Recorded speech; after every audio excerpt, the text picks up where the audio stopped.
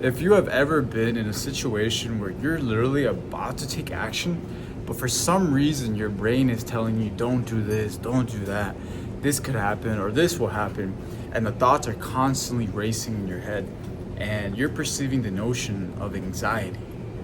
And I'm here to tell you that there is a 5-second technique, a secret, call it if you will, that can legitimately rewire your brain in a practice that I have been implementing across the last couple of years in order for me to become an entrepreneur, to follow my dreams, to pursue what God is telling me to do.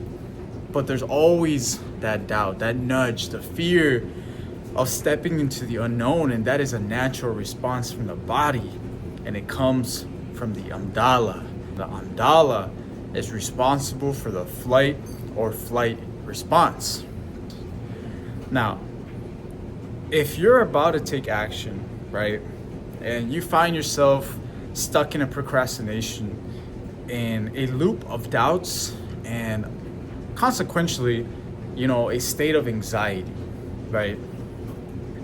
And you can link this state of anxiety or doubt, self-doubt, fear, whatever you call it, to a lower vibration, okay?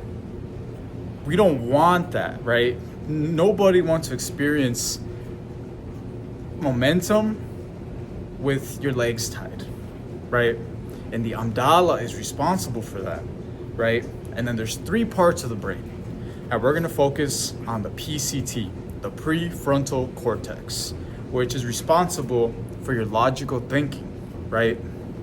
So when the amygdala kicks in, when you're ready to do something, but that fear kicks in and you're just replaying scenarios, thoughts, fears, whatever it is, you get stuck and you don't move forward.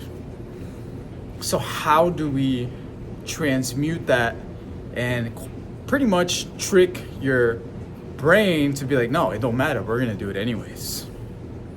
And all it takes is a 5-second technique that you can do at any given point in time, wherever you're at, it doesn't matter.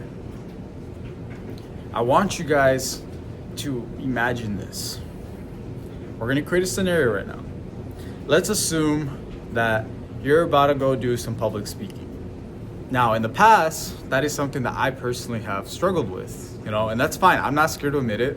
I know I've gotten better, and quite frankly, I'm pretty confident about who I am now compared to the past. But the past is the past. And if I would have known this technique, I definitely would have done it, okay? So here's what we're gonna do. Let's assume that you're about to get on a stage and you're about to present something to a group of people, whether you know or don't know them, it doesn't matter. But right before you're getting on the stage, you feel a flush of fear, a flush of doubts, a lack of confidence, if you will, to get on that stage and talk about the thing that you love, the thing that you can talk endlessly about. But for some reason, your brain is trying to tie you down because of a preconceived notion that things may not work out, even though you've already rehearsed it, you've practiced it. Well, here's what I want you to do in that scenario. I want you to just close your eyes. I don't care where you are, as long as you're not driving. I don't care where you are. I want you to count down from 5, 4, 3, 2, 1, go. Just go. Once you hit 1, just go. Because literally what you just did is you tricked your amygdala from activating, right? And this is proven by neuroscience, right? Because there's neuroplasticity in the brain, the way that we are wired to think and feel. And within those 5 seconds, you have a 5-second window of going, of taking action to go do what you need to do, which is going to activate your prefrontal cortex to think logically, not emotionally, right? Because we're trying to limit the amygdala's effect on our nervous system, right? Because it does affect your nervous system. It brings fear, doubt, all of those lower vibrations that we don't want, because we got to get on the stage and announce what we got to announce. So by creating that 5-second window, right, we have time to take action and move, right? Because we're going to activate the prefrontal cortex, right, to move, to take action. Do not sit in that state of mind where you are in doubt and in fear. So you have that 5-second window.